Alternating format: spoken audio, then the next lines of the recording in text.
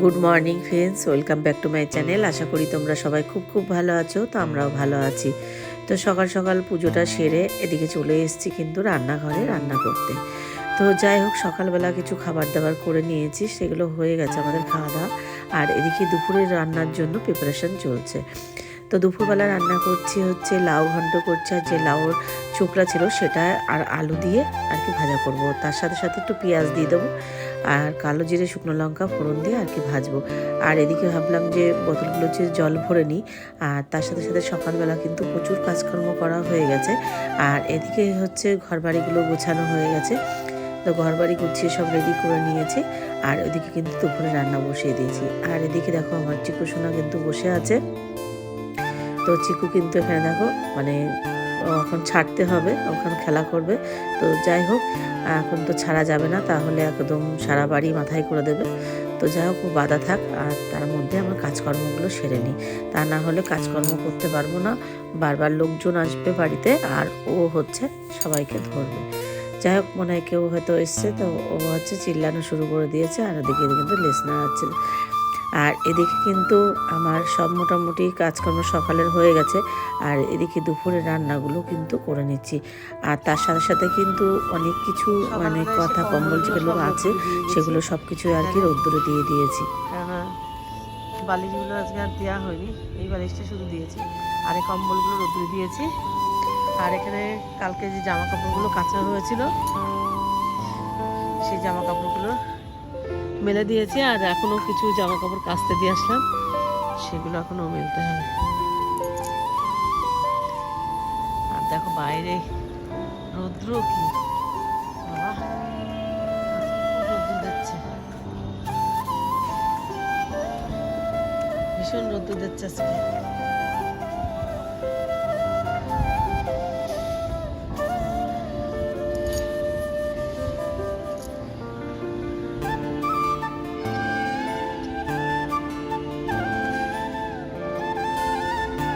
প্রচণ্ড পরিমাণে হাওয়া দিচ্ছে।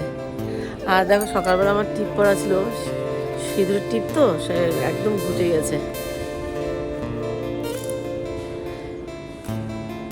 এবার রান্না বান্নাগুলো করবো। আজকে এখনো সেরকম বাজারে আসি। আর সত্যি কথা বলতে মনে হচ্ছে কি এই জায়গাটায় রান্না করি, এই যে জায়গাটা না, মনে হচ্ছে এখানে এই জায়গাটায় রান্না করি। আর এখান থেকে কি সুন্দর হালকা রোদ্দুর। তো ভাবছি একটা গ্যাস ওভেন এখানে সেট করে রাখবো, এখানে একটা গ্যাস ওভেন সেট করে রাখবো। ভাবছি এখানে রান্না করব। মানে প্রচণ্ড আমার রান্নাঘরে না প্রচণ্ড পরিমাণে কি বলবো ঠান্ডা, প্রচণ্ড ঠান্ডা আমার রান্নাঘরে। আর একদম এইভাবে হাওয়াটা আসে, তো পুরো হাওয়াটা লাগে, খুব কষ্ট হয়। তো ভাবছি এখানে আমি পরিষ্কার সব কিছু করে রেডি করে রেখেছি।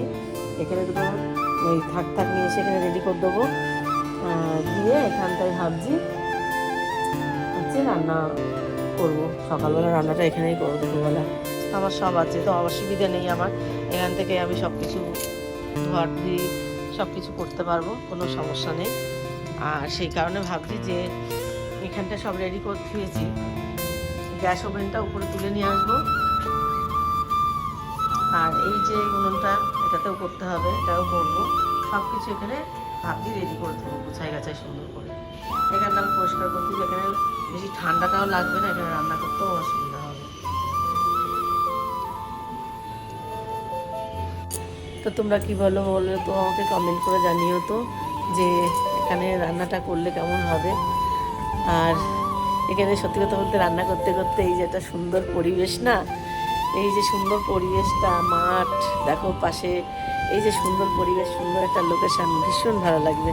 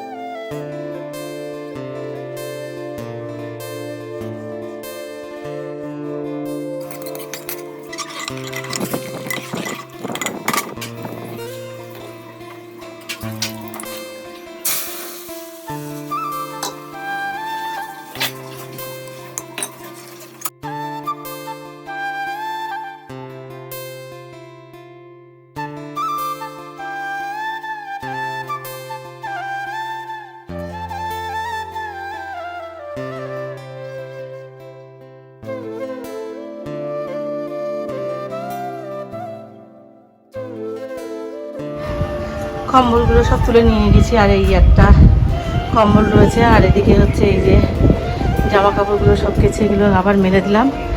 আর এবার এসছি, এই দেখো এতগুলো ঠাকুরের বাসন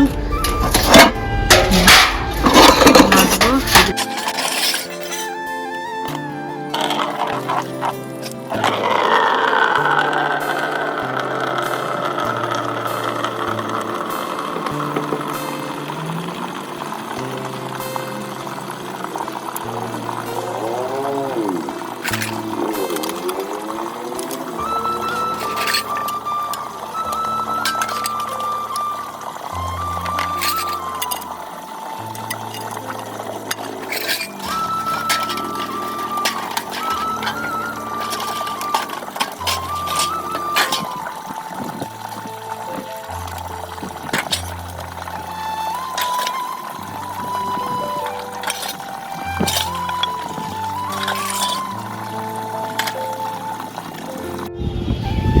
অনেক প্রচুর বাসন সব মেজে কমপ্লিট করে নিলাম। এবার যাবো, স্নান করবো। তারপরে বেশ কিছু ঠাকুরের বাসন ছিল, তো সেগুলো সব কিছু মেজে ঘষে নিলাম। আর এদিকে হচ্ছে গোপুসোনাকে স্নান করাবো, তো আমিও স্নান করে চলে এসেছি দুপুরের পুজোটা করতে। তো গোপুসোনাকে স্নানটা করানোর জন্য আমি রোজ যেভাবে আর কি পুজো করাই, মানে স্নান করাই, তো সেভাবে সব কিছু রেডি করে নিয়ে এবার কিন্তু গোপুসোনাকে স্নান করিয়ে পুজোটা সেরে নিয়েছি। তারপরে চলে এসেছি কিন্তু দেখো একটু ছাদে পুজোটা, তারপরে চলে এসেছি একটু উপরে, কেননা প্রচণ্ড পরিমাণে ঠান্ডা লাগছিল, তো শীত করছে বলে সেই কারণে আর কি চলে এসেছি উপরে। আর উপরে এসে কিন্তু প্রচুর দেখো জামা কাপড় কাচা হয়েছে। আর এদিকে এই যে টবগুলোতে মাটি দেওয়া রয়েছে, গাছগুলো সব তুলে ফেলে দিয়েছি, তো সেগুলোতে আবার মানে চারা নিয়ে এসে পোদো বলে সব কিছু রেডি করে নিয়েছি। আর এদিকে কিন্তু এবার চলে এসেছি সন্ধ্যা দিতে, তো সন্ধ্যা পুজোটা দিয়ে নিই। তো আজকে সারাদিনের ব্লগটা তোমাদের কেমন লাগলো অবশ্যই কিন্তু কমেন্ট করে জানিও। ভালো লাগলে সবাই একটা লাইক করো। তো আজকের মতন গুড নাইট, শুভরাত্রি। সবাই ভালো থেকো, সুস্থ থেকো, আর পরিবারের সবাইকে খেয়াল রেখো, আর সবাই হাসি মুখে থেকো। তো আজকের মতন টাটা। আর হ্যাঁ, ব্লগটা ভালো লাগলে কিন্তু অবশ্যই একটা লাইক করো, কেননা সারাদিন আমরা যে ব্লগগুলো করি না অনেকটা আশা নিয়ে করি, তো তোমাদের একটা লাইক পেলে আমাদের অনেক অনেক ভালো লাগে। তো আজকের মতন টাটা।